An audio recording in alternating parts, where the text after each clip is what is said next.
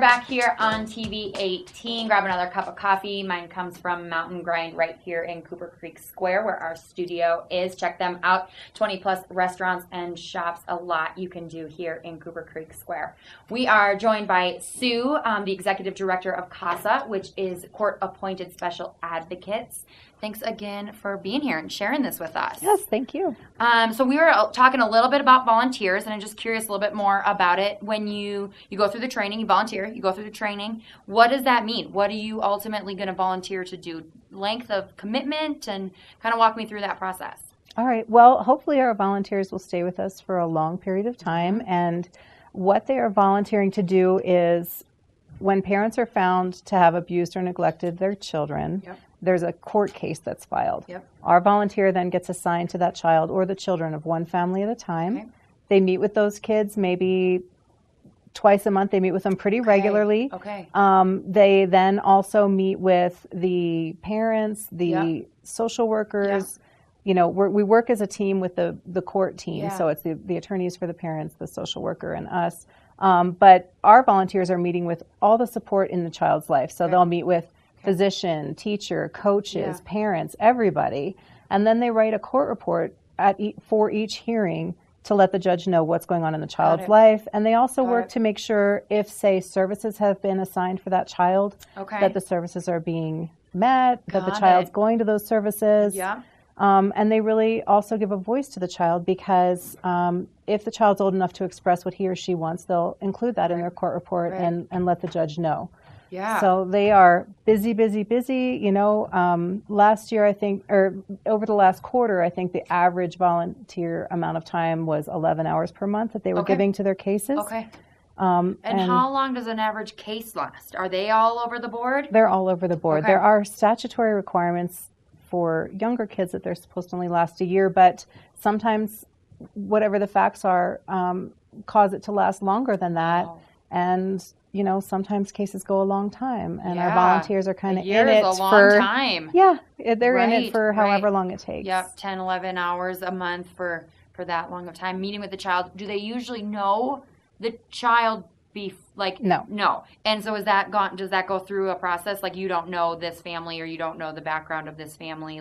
Yes. I feel like that could be really tricky. Yeah, we have strong conflict of interest policies. Good. And it is hard because we're in small communities.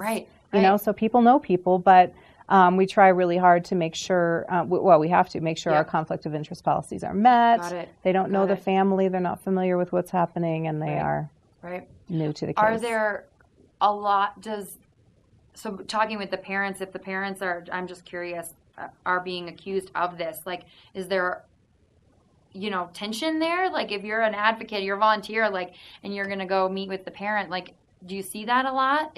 There can be, it's just this broad range of cases, and what the people, they're going through a lot. The parents are going through a lot as well. And so it's a broad range of that person's emotions, what's going on with them.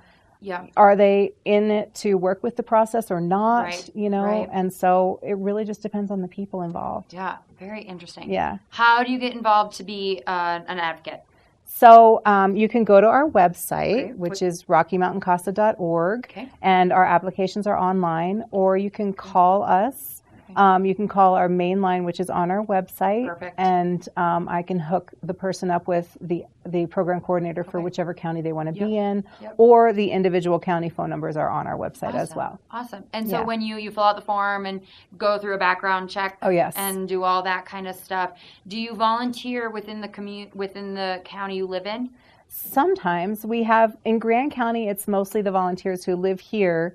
And then in Routt and Moffat counties, because there's not a pass in between them and it's a little easier to travel, we have some volunteers that'll go back and forth. Interesting. Okay, so go to the website, fill out a form, volunteer. Tell me a little bit more about statistics for Grand County. You said how many volunteers do we have? Well, our volunteers we have 28 total. I'm not sure exactly of the number right now in Grand County. I apologize. That's okay. I have it written down somewhere. Somewhere in that number. Yeah, and but we're always looking for more volunteers, and we also utilize volunteers for special event planning, or if people want to help and don't think that they could take a case, we're always happy to look for ways that they could help us out. And tell me about So you're the executive director. Do you have a board of directors or a board I of? do.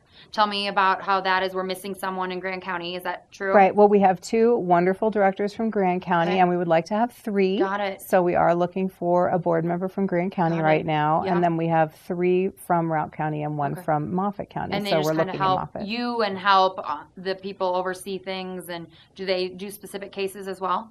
Some of our directors are CASA volunteers Yeah. as well. We Okay. have 2 right now with cases. Very so cool. yeah, they're awesome. It's just Awesome. amazing how much they give back to the organization. Right. Right. Yeah. Cool. Well, we are going to take another quick break, but we're going to talk about how you guys raise money and the big events that you guys do. Come back, join us. We're talking CASA with Sue.